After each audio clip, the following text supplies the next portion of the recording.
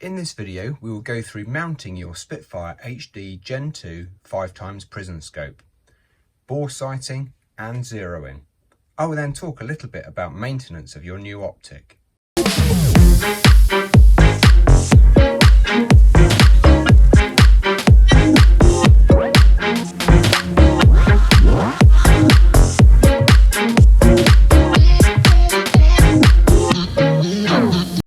The Spitfire HD Gen II Prism sight can be mounted at two heights, the lower 1/3 co-witness or a low mount option. The sight comes fitted with the lower 1/3 mount. In this case, the centre of the optic will be 40mm above the base or Picatinny rail. If you choose to mount the low height mount, you will need to remove the lower 1/3 co-witness mount by removing the 4 bolts that secure it to the sight. Then fit the low mount with the 4 screws. The optic centre with the low mount will be 27mm above the base surface. Your firearm will need to be equipped with a Picatinny or Weaver style rail base. In my case, the Smith & Wesson 1522 has a Picatinny rail along the full length of the rifle and the handguard. To mount your new optic, remove your current optics from your rifle.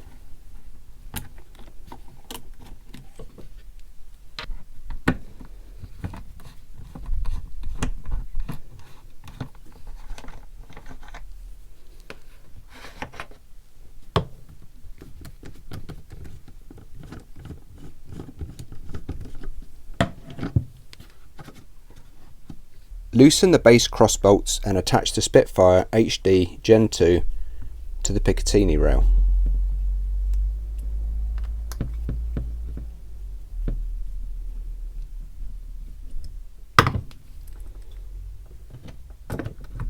Controls on the left hand side and the ocular lens to the rear.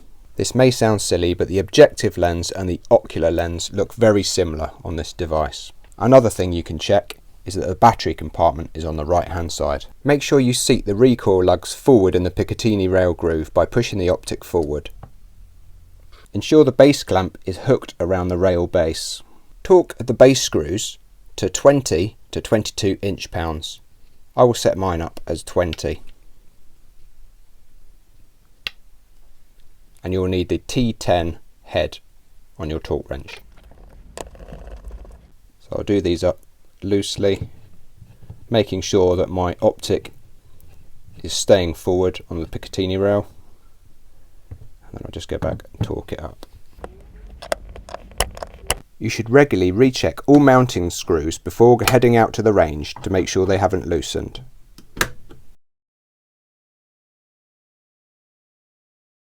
The Spitfire HD Gen II 5x model comes equipped with a red dot mounting platform for use with the Vortex Viper or the Vortex Venom. To mount your red dot sight, you will need to remove the cover plate by removing the 2 screws using your T10 torque wrench. Retain the screws and the cover plate and put them in a bag for safekeeping inside your box.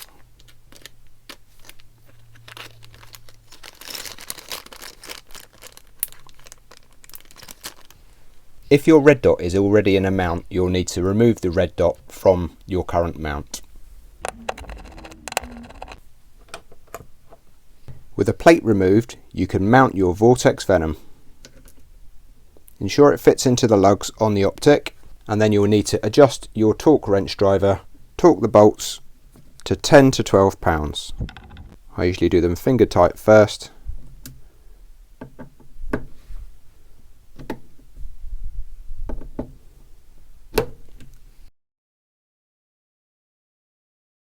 The Spitfire HD Gen II Prism scope has a fast focus eyepiece. Once your optic has been mounted, you need to adjust the reticle focus. Make sure when you start this that your fast focus eyepiece is dialed all the way in. The Spitfire HD Gen II elevation and wind adjustments are scaled in 1 minute of angle clicks. 1 minute of angle click will move your point of impact 1.047 inches at 100 yards, approximately 1/4 of an inch at 25 yards or 1/2 inch at 50 yards. At 50 yards it will therefore take you 2 clicks to move the point of impact 1 MOA. I'm at the tunnel. It's a nice rainy evening, but I'm going to be inside. So let's go and get this Optic zeroed. So I've just got down to the range. I'm at the Tunnel Target Sports Centre. I'm on the 25 metre range. So what I'm going to do is go through a bit of boresighting, and then we're going to check zero at 25 metres.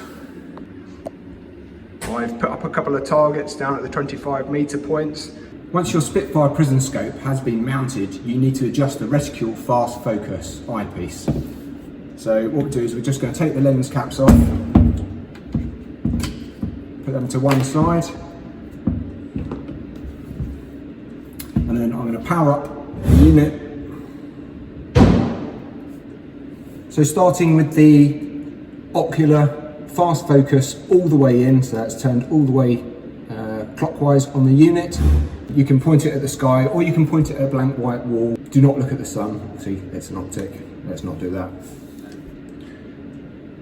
So it's slightly out of focus.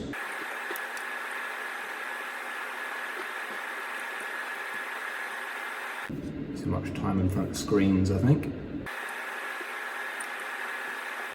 Almost there, I think. Okay, spot on. Once you've made that adjustment, you're not going to have to make it again. Boresighting at short range, 25 to 50 yards, will save you time and money at the range. You can either use a boresighting device or remove the bolt and visually sight the optic through the barrel. And that's what we're going to do at the range now. If you have an AR, you'll need to remove the working parts and the lower receiver assembly.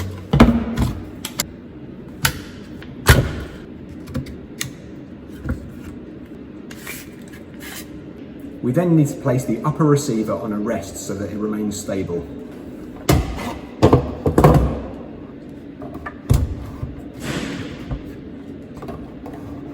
Once we've got the rifle in our rest, I'm then going to adjust the rest so that the centre of the barrel points at the centre of the target downrange.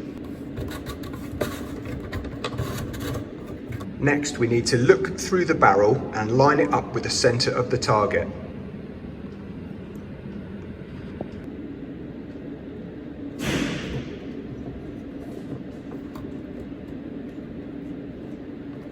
Adjust it so that it is pointing to where you think the middle of the target is through the barrel.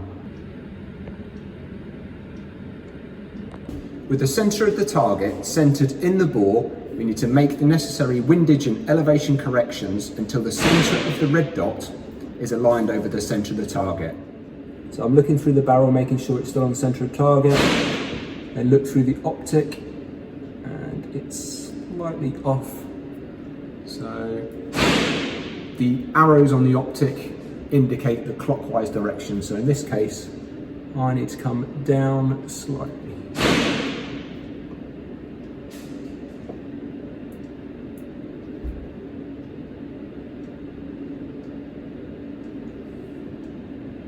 And need to go left, so that's anti-clockwise. Now that I've made those adjustments, we're going to put the rifle back together and then we're going to fire a test group downrange.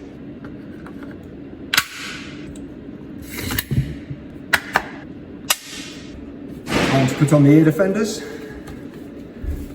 Zeroing on the range should be done with the ammunition you will be shooting with. The Vortex recommend using a 50-yard zero for best results with the AR BDC4 reticle. In this instance, I'm going to start off at 25 and then later on I'm going to get down to the 100 metre range so that I can zero at 50 and then confirm at 100 metres. Fire a 3-shot group as precisely as possible. Then using the centre of this group as a reference, make adjustments to windage and elevation in the direction you want the group to move. At 25 yards, 1 click is approximately 1/4 of an inch.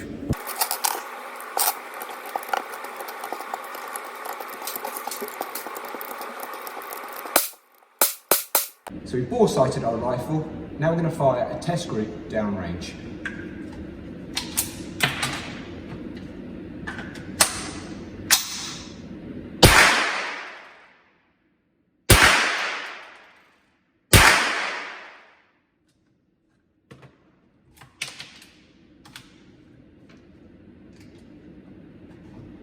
Going to clear our rifle, then we're going to go down and have a look and see where it is. Okay, so there's our 3-round group. Pretty good, pretty happy with the bore sighting on that. That's nicely done, I think. So looking at that, I need to come down 1.5 inches. So that's down 6 clicks, and I'm going to go 1 click right. On this target, I've got a 2-inch splatter target. So that's what I'm going to be aiming at.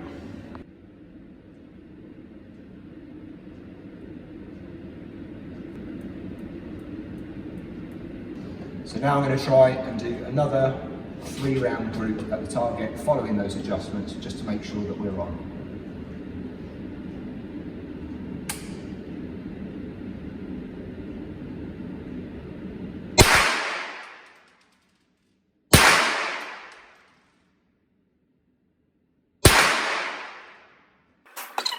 Let's go down range and have a look.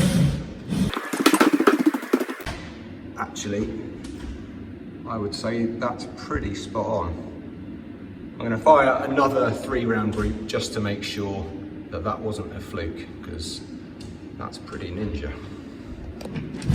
So back at the firing point, remove our flag, magazine, bolt release, safety on. And try another 3-round group. Safety off.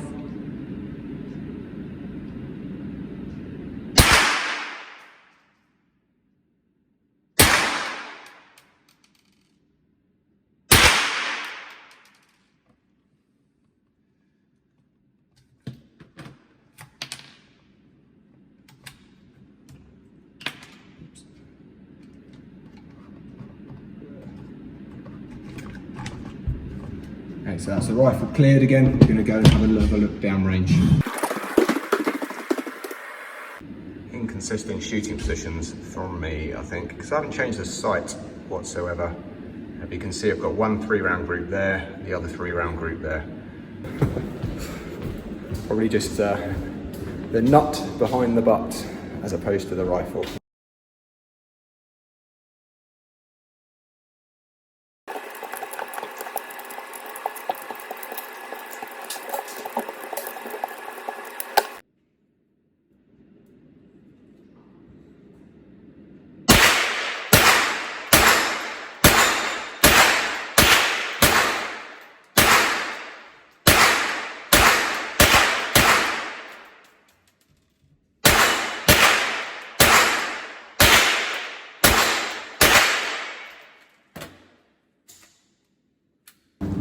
Just on my way down to 50-meter point, and I'm just going to do a bit of a confirmation shoot at 50 meters.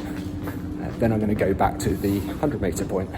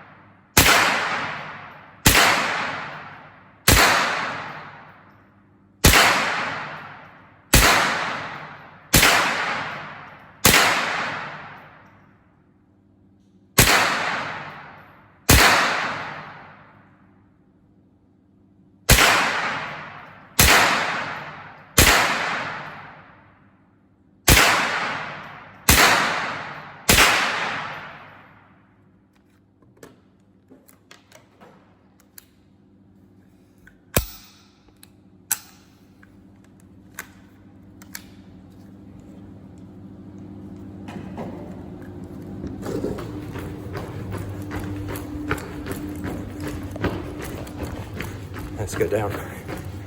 Don't think my grouping's very good, but I'm on paper, so I'm actually happy with that, so that's good.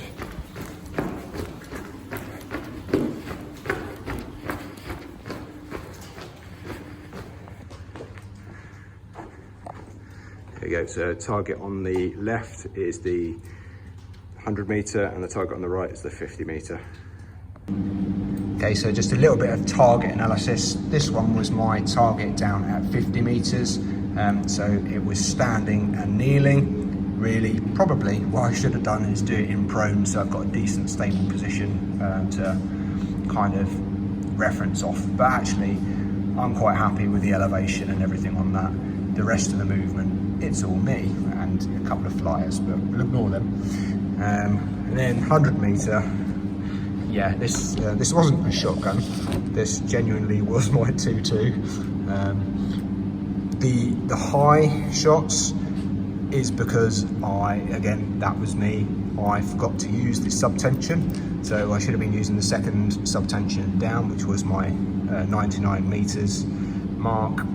Then once I realised that, I started using it, and then my group came down. Again, bit of movement and things in there, but that's all me and my shooting position. So I'm happy that I'm going to be hitting paper this weekend at the competition. So fingers crossed, we'll see how we do. Clean the scope's exterior by wiping with a soft dry cloth. When cleaning the lenses, be sure to use products specifically designed for use on coated optical lenses. You should blow away any dust or grit on the lenses prior to wiping the surfaces. A very small amount of water or pure alcohol can help remove stubborn things like dried water spots on the lens. All components of the sight are permanently lubricated, so no additional lubricant needs to be applied.